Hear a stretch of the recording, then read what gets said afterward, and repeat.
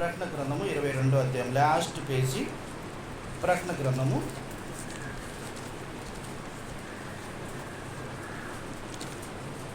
22వ అధ్యాయము 20వ వచనాన్ని చదువుదాం. ప్రకటన 22:20 చదువుదాం. ఈ సంగతుల గూర్చి సాక్షించువాడు అవును త్వరగా వచ్చుచున్నానని చెప్పుచున్నాడు. ఆమేన్. మన ప్రభువైన యేసు రమ్ము. దేవుని సహాయం కొరకు చిన్న ప్రార్థన. ప్రకటన గ్రంథము 22వ అధ్యాయం 20వ వచనంలో లాస్ట్గా ప్రభువారు మాట్లాడే మాటల్లో లాస్ట్ మాట, ఈ సంగతుల గూర్చి సాక్షించువాడు అవును త్వరగా వచ్చుచున్నాడని చెప్పుచున్నాడు. ఆమేన్. ప్రభువైన యేసు రమ్ము. ఇక్కడ త్వరగా, ఇక్కడ చూడండి, ఇక్కడ ప్రభువారు ఎలా వస్తున్నారట? త్వరగా వచ్చుచున్నారు. ఇక్కడ యేసుక్రీస్తు వారు వచ్చు సమయము వేళాయను. యేసుక్రీస్తు వారు త్వరగా రాని ఉన్నారు. ఆయన రావటానికి మనం ఎప్పుడు కూడా సిద్ధంగా ఉండి మనం ఏమనాలట? ఇక్కడ ప్రభువైన యేసు రమ్ము అనాలి. రమ్ము అంటే మనము ఒకవేళ మన ఉదాహరణ అనుకుందాం. భార్య భర్తలు ప్రయాణమై వెళ్తున్నారు. మరి భర్త ఆటో తీసుకురావడానికి వెళ్ళాడు అనుకుందాం. మరి భార్య ఇంటికాడ రెడీ అయిపోయి బ్యాగులన్నీ తీసుకొచ్చి అక్కడ పెట్టాలి, రోడ్డు మీద పెట్టుకొని రెడీగా ఉండాలి.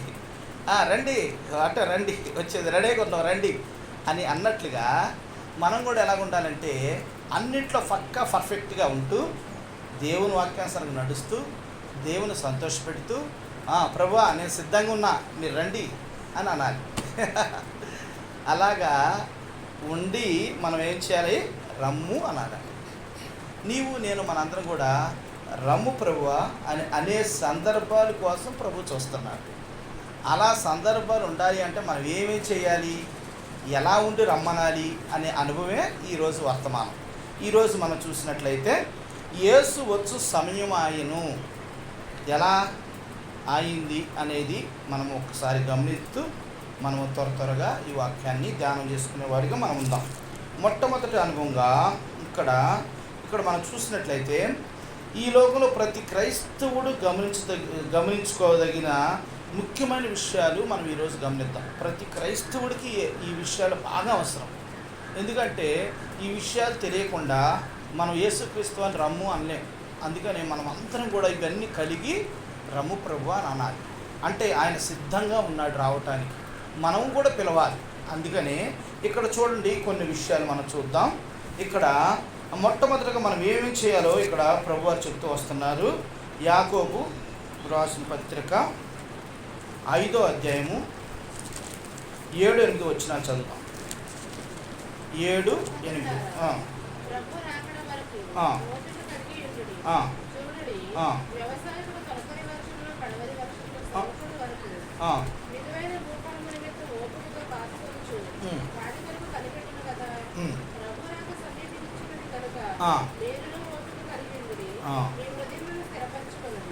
తర్వాత కీర్తన గ్రంథం 25:5. కీర్తనలు 25:5.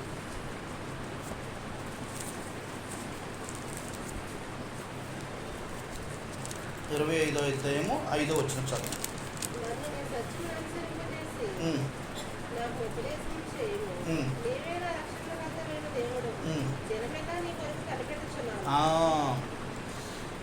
మొట్టమొదటిగా మనం చేయాల్సిన పని ఇక్కడ ప్రభువారు చెప్తూ వస్తున్నాడు. కీర్తన 25:5లో చూడండి. 5లో చాలా ప్రాముఖ్యమైన విషయం ఏంటంటే, నన్ను నీ సత్యమును అనుసరింపజేసి నాకు ఉపదేశం చేయము, నీవే నా రక్షణకర్తవైన దేవుడవు, దినమెల్లా నీ కొరకు నేను కనిపెట్టుచున్నాను. దినమల్లా ఆయన కొరకు ఏం చేయాలి? మనం కనిపెట్టుకునే వారిగా ఉండాలి. కనిపెట్టుకొని మనం జీవించాలి. ఎందుకు అంటే ఏ సమయమున ప్రభు వస్తాడో మనకు తెలియదు. దొంగ ఏ విధంగా వస్తాడో మనకు తెలియదు. ఏ సమయంలో వస్తాడో తెలియదు. వస్తాడు, దోసుకొని వెళ్ళిపోతాడు. అలాగే యేసు ప్రభు వారు ఏ సమయంలో వస్తాడో తెలియదు. ఒకసారి భక్సింగ్ అని కూడా ఇదే విధంగా ఏం చేశాడంటే, అస్సలకి యేసు ప్రభు వారు వస్తే విశ్వాసులు నా దగ్గర చాలా యథార్థంగా ఉంటున్నారుగా, వీళ్ళు ఎలా ఉంటారు, ఇంటికాడ ఎలా ఉంటున్నారో చూద్దామని ఆయన రిక్షా కట్టించుకొని ఒకళ్ళ ఇంటికి వెళ్ళిండట.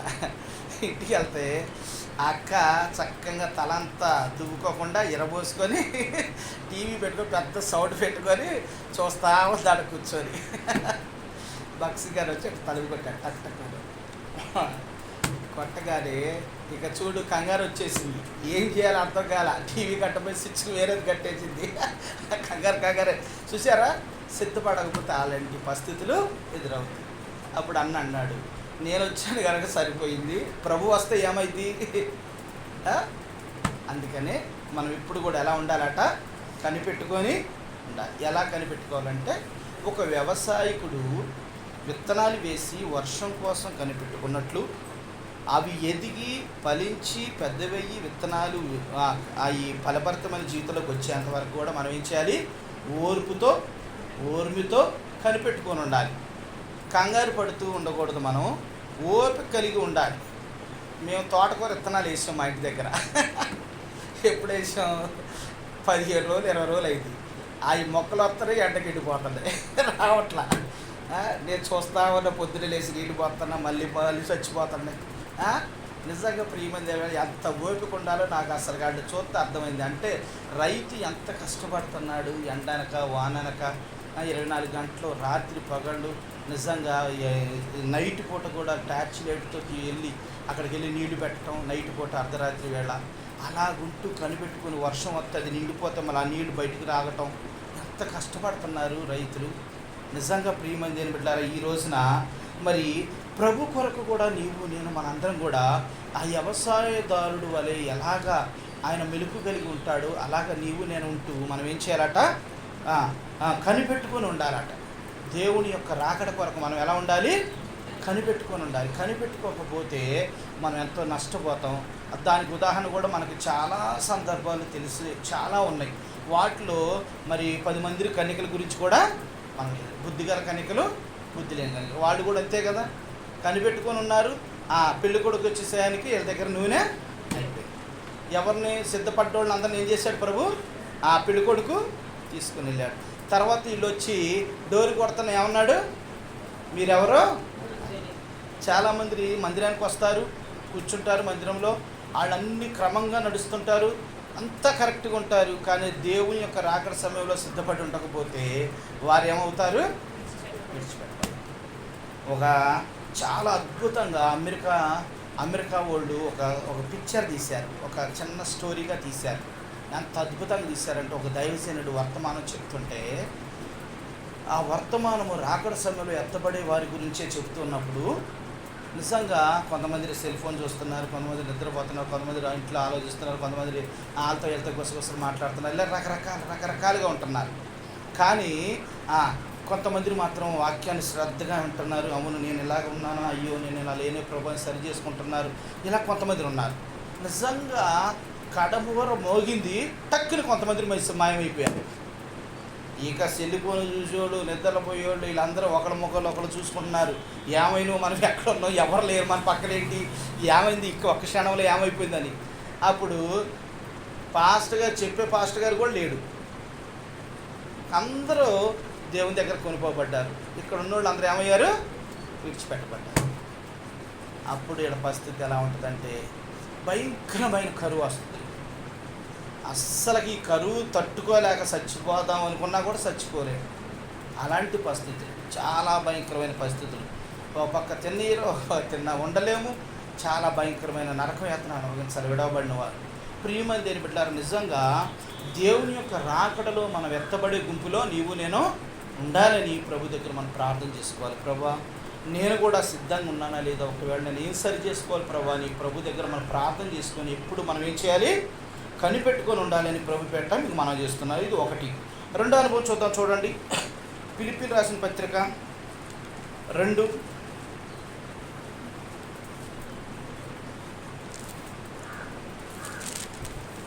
11, 12 వచ్చిన చదువు.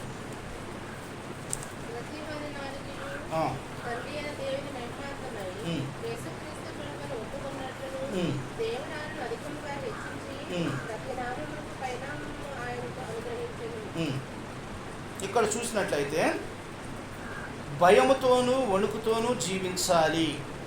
ప్రతి క్రైస్తవుడు ఎలా జీవించాలంటే, ఒకటి కనిపెట్టుకొని జీవించాలి, రెండోది భయముతోనూ వణుకుతోను. అంటే నా ప్రభు ఇక్కడుంటే నేను ఈ పని చేస్తానా, నా ప్రభు నా ప్రక్కనుంటే ఇలా మాట్లాడతానా, నా ప్రభు ఇలా ఉంటే నేను ఈ పని చేయగలుగుతానా అనేది ఎప్పటికప్పుడు ఏం చేయాలి? విశ్వాసి భయముతో ఉండాలి. నన్ను ఎవరు చూడట్లేదులే, అన్నోళ్ళు లేరు, అక్కోళ్ళు లేరు, నా ఇష్టం అనుకోకూడదు. ఏమనుకోవాలి? భయముతో వణుకుతో మనం ఎప్పుడు కూడా జీవిస్తూ ఉండాలి. ఎందుకంటే మన ప్రభు చూస్తున్నాడు, నేను ఈ తప్పు చేస్తున్నానేమో, నాకు ఏమన్నా పనిష్మెంట్ వస్తుందేమో, ప్రభు నన్ను క్షమించు అని ఎప్పటికప్పుడు ఏం చేయాలంటే భయము వణుకు అనేది మనలో ఉండాలి. అందుకనే ఒక స్త్రీని మనం చూస్తున్నాం. మీరు ఇప్పుడు చదవద్దు, ఇవన్నీ చదువుకుంటే వెళ్తుంటే మనకు 2 అయింది. మార్కు రాసిన సువార్త 5:33 ఇంటికి వెళ్ళిన తర్వాత చదవండి. ఒక స్త్రీ ఉంది, రక్తస్రావం గల స్త్రీ, భయముతో వణుకుతో ఎవరి దగ్గరకు వచ్చింది? యేసు ప్రభు దగ్గరకు వచ్చి ఏం చేసింది? చెంగుముట్టు, వెంటనే స్వస్థత పొంది. ప్రియమైన దేని బిడ్డలారా, నిజంగా నీవు నేను మనందరం కూడా ఎలా ఉండాలట? భయముతో వణుకుతో జీవించాలి. ప్రభువు మనకి త్వరలో రానై ఉన్నాడు. మరి నేను ఇలాగ ఉన్నానా లేదా, నా ప్రభువుకి నేను భయపడుతున్నా లేదా, ఎప్పుడు కూడా భయము వణుకుతో మనం జీవించాలి. అందుకనే సార్లు టీచర్లు ఏం చేస్తారంటే పిల్లల్ని దండిస్తుంటారు, కొడతారు. ఎందుకు కొడతారంటే వాళ్ళు చదవాలి, మంచి ప్రయోజకులు అవ్వాలి, ఉన్నతమైన స్థాయికి వెళ్ళాలనే ఉద్దేశంతో వాళ్ళు దండిస్తుంటారు. అప్పుడు ఆ సార్ని చూసి గబగబా చదువుతుంటారు పుస్తకాలు తీసి, అంటే భయముతో.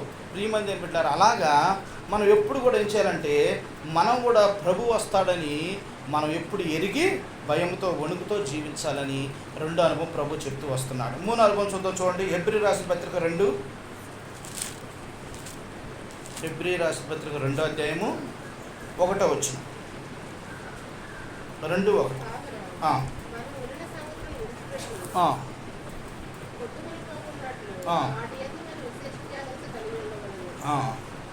తర్వాత మత్తయి 7:15 చదువుమా.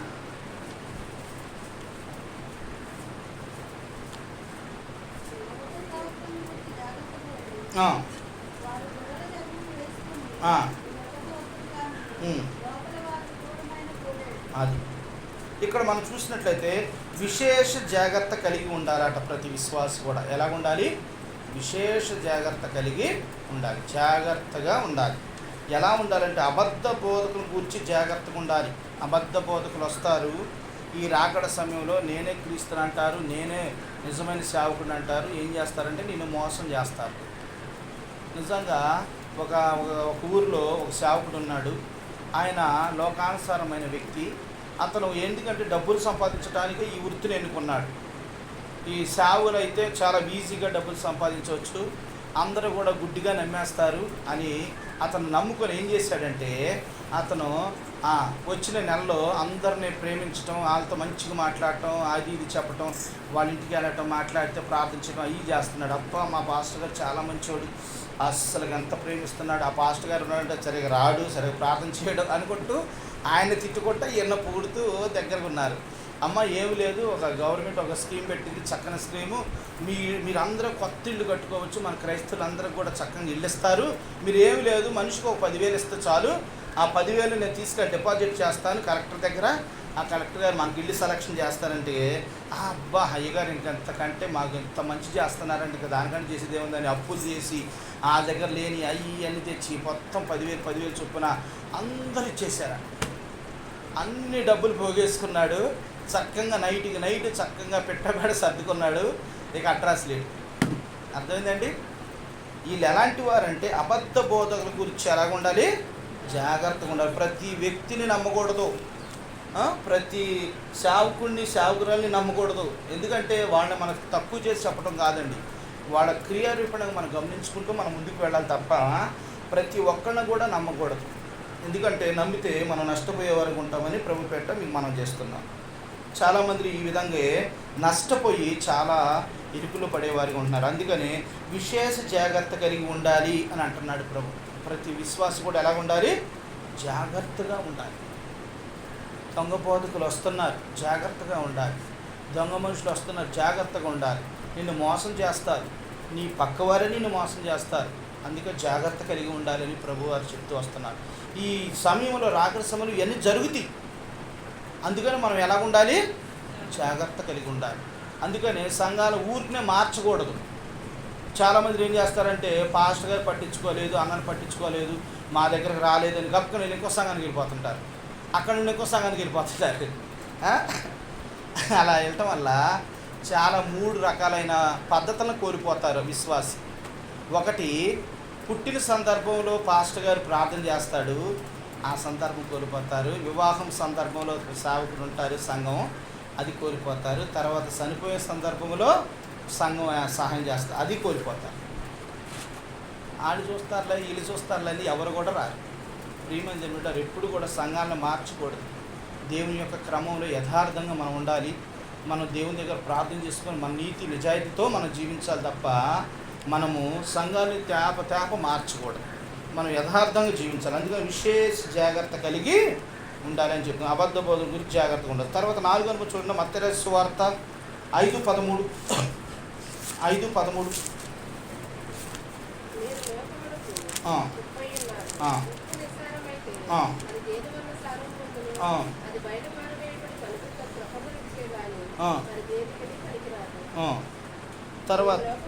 తర్వాత కొలస్సీలు రాసిన పత్రిక 4:6 చదువు. 4:6.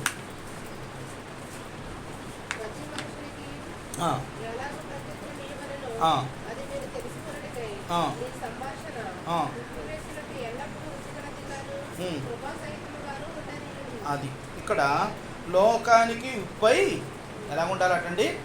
లోకానికి ఎలా ఉండాలి? ఉప్పై ఉండాలి. ఆ ఉప్పు ఎలా ఉంటుందంటే, ఆ ఉప్పు ఎక్కడైతే ఆ కూరలో కొద్దిగా వేసాం అనుకోండి చాలా రుచిగా ఉంటుంది. ఉప్పు లేకపోతే తింటారా? ఎంత కాస్ట్లీ కూర అయినా ఉప్పు లేకుండా తింటే సప్పగాను దాని రుచి ఉండదు, ఏముండదు. అలాగే ప్రతి క్రైస్తవుడు కూడా ఎలా ఉండాలి అంటే, ఉప్పు వేసినట్లుగా కృపాసహితముగా మనం ఉండాలి. అలాగే ఉప్పు రుచినిస్తున్నట్లుగా నీవు నేను మనందరం ఎలా ఉండాలి? రుచి ఇచ్చేవారిగా ఉండాలి. అందుకని ఇక్కడ ప్రభువారు చెప్తూ వస్తున్నారు కదా, లోకానికి ఉప్పై ఉండాలి. ఆ ఉప్పు నిస్సారం దేనికి పనికిరాదట. అది పనికొచ్చే ఉప్పుగా నీవు నేను ఉండాలి. అది రుచినిచ్చేదిగా ఉండేటట్లుగా నీవు నేను ఉండాలి. ప్రియమైన దేవుని బిడ్డలారా, అలాగే ఇక్కడ యోబు గ్రంథము 6:6లో కూడా చక్కని మాట, ఒక మాట చెప్తూ వస్తున్నారు. చూడండి ఒక్క మాట. యోబు గ్రంథము 6:6.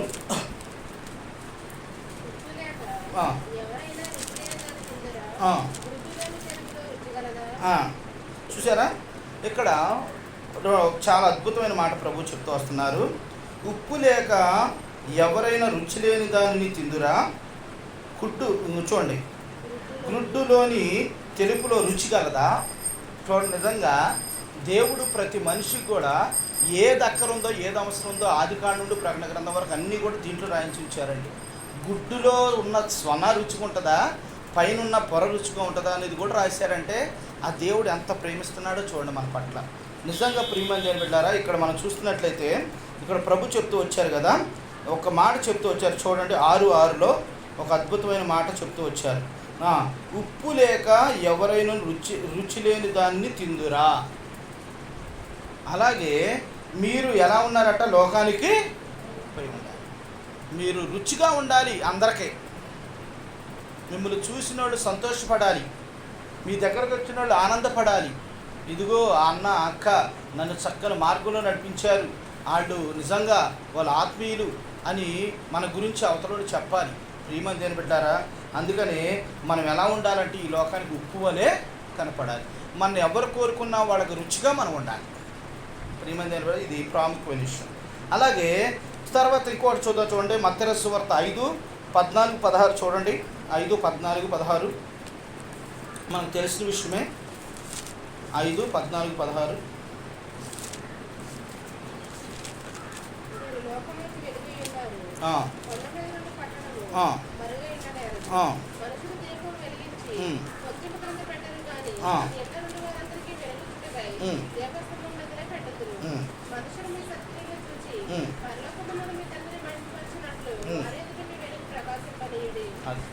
ఇక్కడ. అలాగే మొదటి తెస్సలోనికైయులు 5:5 చూడండి. మొదటి తెస్సలోనికై 5:5.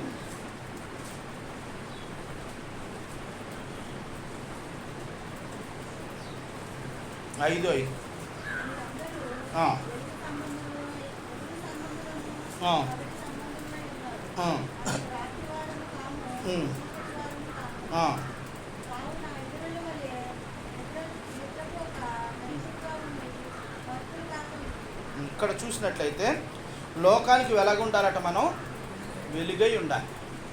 ఆ వెలుగు ఎలా ఉండాలంటే క్రైస్తవులకు వెలుగు సంబంధులుగా ఉండాలి. నీవు ఎక్కడనున్నావు అంటే అందరికి క్రాంతినివ్వాలి. నువ్వు ఏ పని చేస్తున్నా నీ గురించి నీవు క్రైస్తవుని వెలుగు ప్రకాశించే బిడ్డగా ఉండాలి. ఊరికనే ఒకవేళ నేను షాపులో ఉన్నాను అనుకో, షాపులో వచ్చే వాళ్ళందరికీ నేను ఏం చూపించాలి? క్రైస్తవుని మార్గాన్ని కూడా నేను బోధిస్తూ ఉండాలి. ఆ వెలుగు ప్రకాశాన్ని వాళ్ళకి చూపించాలి.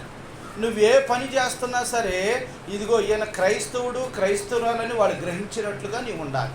ఆ వెలుగు నీలో నుండి ప్రకాశించాలి. అది నిజంగా మన క్రైస్తవులు మనం నిజంగా మనము యేసుక్రీస్తు వచ్చే సమయానికి మనం ఇలా సిద్ధపడి ఉండాలి.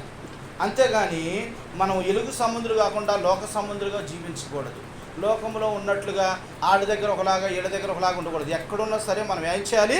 క్రైస్తవునిగా ఉంటూ క్రైస్తవుని గురించి ప్రకటిస్తూ ఆయన వెలుగుని అందరికి ప్రకాశింపచేయాలి. అందరూ మన ద్వారా వెలుగులోకి ఆకర్షించబడేటట్లుగా నీవు నేను ఉండాలి. మనందరం కూడా అలాగా యేసుక్రీస్తు వారి యొక్క గురించి మనం చెబుతూ అందరిని ఆకర్షించే బిడ్డలుగా మనం ఉండాలి. ప్రియమైన దేవుని బిడ్డలారా, నిజంగా చాలామంది ఏం చేస్తారంటే మందిరంలో ఎలుగుమయంగా ఉంటారు, బయటికి వెళ్తే వెళ్తూరు రాదు, బుడ్డుగా ఎలుగుతారు, అదేమో కనపడదు. అలాగుంటే కుదరదు. క్రైస్తవుడు బిడ్డ ఎక్కడ ఉన్నా కూడా వెలుగ్గానే ఉండాలి. మనం గౌరవించాలి. నీ దగ్గర బైబిల్ లేకపోయినా నిన్ను చూసి క్రైస్తవుడు అనాలి. ఎలా గుర్తిస్తారు నిన్ను? ప్రియమైన దేవుని బిడ్డలారా, ఎలా గుర్తిస్తారు? ఈయన క్రైస్తవురాలని ఎలా గుర్తిస్తారు? అలా నీవు నేను ఉండాలి.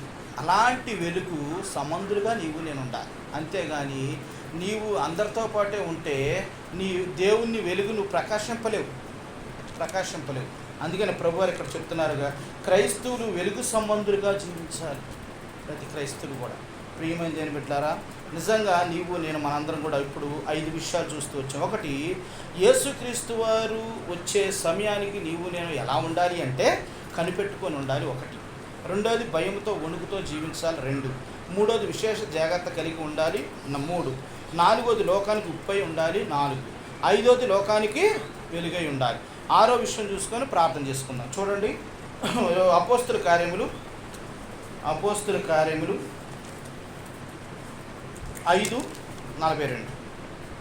5:42.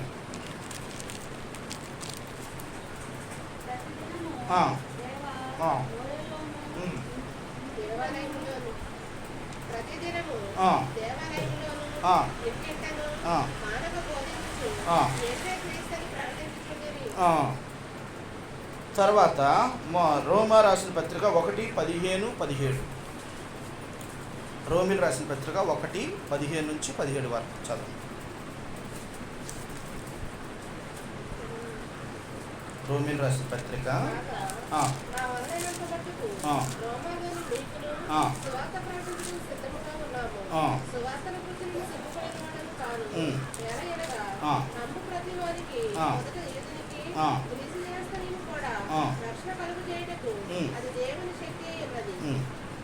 ఇక్కడ మనం చూసినట్లయితే సువార్త ప్రకటించుట మానవద్దు. ఎలా ప్రకటించకూడదని ఇక్కడ మానవద్దని చెప్తున్నాడు. ఇక్కడ చూడండి 5:42లో చాలా స్పష్టంగా, ప్రతి దినము దేవాలయములో ఇంటింట మానక బోధించు యేసే క్రీస్తుని ప్రకటించుచుండిరి. ఎలాగా? సంవత్సరానికి ఒకసారి, 6 సంవత్సరాలకు ఒకసారి, 2 సంవత్సరాలకు ఒకసారి కాదు,